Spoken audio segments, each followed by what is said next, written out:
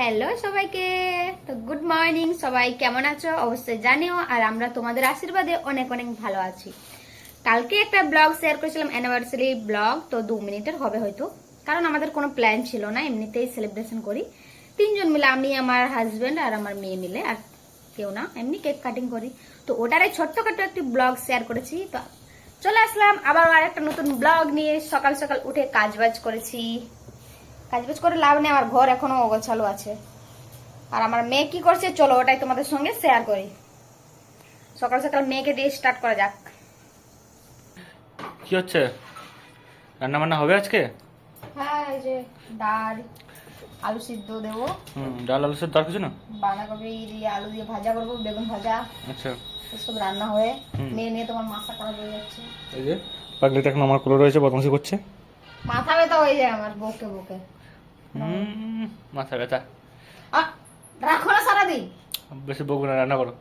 তুমি একদিন ছুটি নেবে, আমি বলছি একদিন ছুটি নিয়ে আমি ঘুমিয়ে থাকবো এখানে, আমি একটুও কিছু করবো না। তুমি রান্না বান্না করবে, মেয়েকে স্নান করবে, কাচাকুচি করবে, মেয়ে নিয়ে সব কিছু করবে একদিন। ঠিক আছে, দেখবো কত। ঠিক আছে, আর যদি করতে পারি, হ্যাঁ যে করতে পারি করবে, ঠিক আছে মামাম। দেখবো সেই সেদিন। আমি থাকলে তো এই যে চ্যালেঞ্জ দিলাম, একদিন ভিডিওটা রিপ্লাই ভিডিও আসবে, মানে আমার বর আমাকে দেখাবে, সেদিন ভিডিওটা আমি করবো, আর দেখবো কত রাখতে পারো তুমি। ঠিক আছে, যা।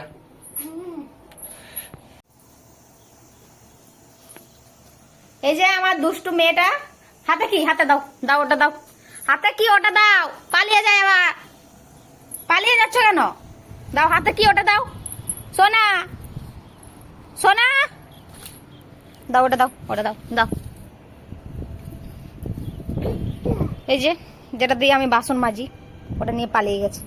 তো বাসন কুসন তো আমার পড়েই আছে, এখনো কিছু কাজ বাজ হয়নি, এটা নিয়ে নিয়েছি বলে কান্না করছে। আর বদমাশিটা একবার দেখো, এসছে থালা বাসন ধুতে। এগুলো মুখে নিতে হয়, এগুলো মুখে নিতে হয়, হ্যাঁ? কিভাবে আমার মাথা খারাপ করে দেখো এবার।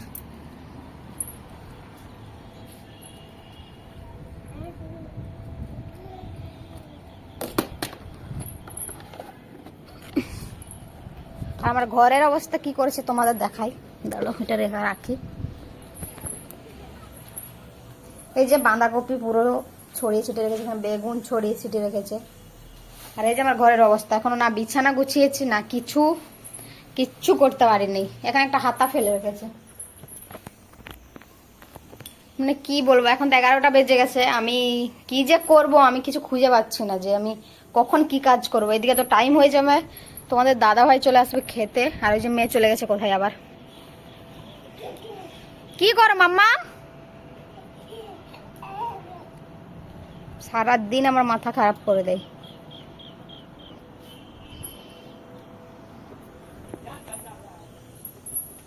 এদিকে করছি আমি রান্না, এখানে ডাল বসিয়েছি, আর ভাবছি এই বাঁধাকপিটা দিয়ে আলু দিয়ে ভাজা করে দেবো, বেগুন আছে বেগুন ভাজা করবো। আর এটা সকালে করেছিলাম আলুর তরকারি, রুটির সাথে খাওয়া হয়েছে, আমি খাইনি এখনো, এই যে খাবো, আমার বর খেয়ে চলে গেছে। তো চলো পরে আবার কিছু শেয়ার করছি, এখন আমি রান্নাটা করে নিই।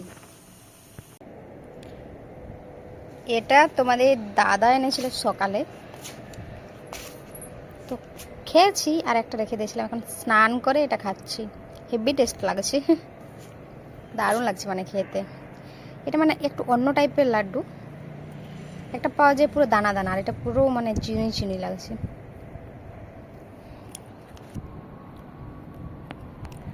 রান্না করে স্নান করে যে এতগুলো কাচাকুচি করেছি, আমার বরের ডিউটির জামা কাপড়, আমার মেয়ের, আমার স্নান করলাম। মেয়েটা এখনো ঘুমিয়ে আছে, তো ভাবছি একটু রোদে বসি, মেয়েটা উঠলে মেয়েকে স্নান করাবো, খাওয়াবো।